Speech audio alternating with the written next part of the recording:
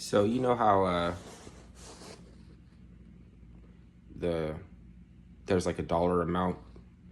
They come up with a dollar amount. They say that Zelensky was given 250 billion on a couple of different occasions, and then the counter, I guess, to that being a net negative, and even Zelensky says he can't account for like half of it going missing. So people will say, well, I mean, it's not dollars. They're giving them equipment, materials that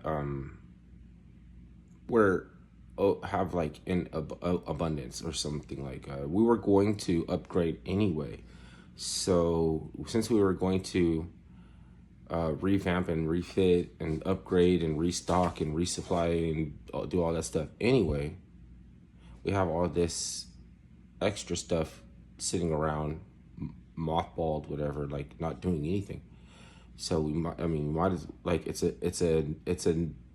still works out to our benefit because we're giving it to them for a credit, and then we're gonna just refill that stuff stocks anyway. But I mean, they have to know that that stuff ends up in the hands on the black market, and in the hands of like drug cartels and terrorists and everything, right? So it's not a matter of you don't know that that's a result. It's a matter of I will only advise you so much, and then I won't give you any advice because we're not really anti-war, like, like to some extent they're going to just be quiet, like real quiet.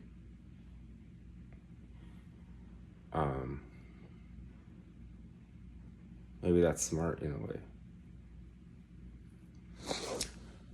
So about certain things, like, certain particular stories, they were like, oh, they're not gonna say anything. It's like, because it could be like, well, that's because of we're not supposed to arm our foes.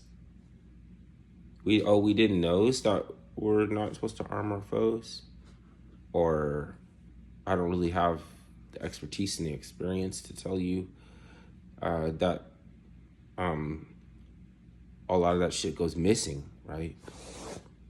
So I just only explain up to the point that it's not dollars that we're giving away.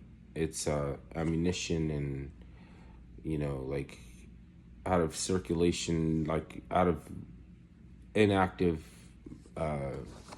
you know, it's, or whether you want to say like it's, so it's not, we're not giving them treasure.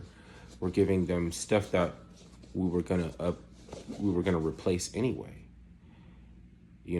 but that's, yeah, so it doesn't explain, the disappearing and the black market and the terrorism and things. So it's, does that, they're not explaining that it's unsustainable. That's not sustainable. You can't arm your foes. So boomers don't ever give advice. They don't teach. Even if you ask them a question that relates to something that they've done professionally or all their life, they wouldn't know anything. They wouldn't know, because they'll tell you, like, to get another opinion or get it looked at, or have it checked out or something. Like, will you take a ride with me in my car and listen to some strange sounds that my car makes? And you know that this person's been driving as long as you've been alive.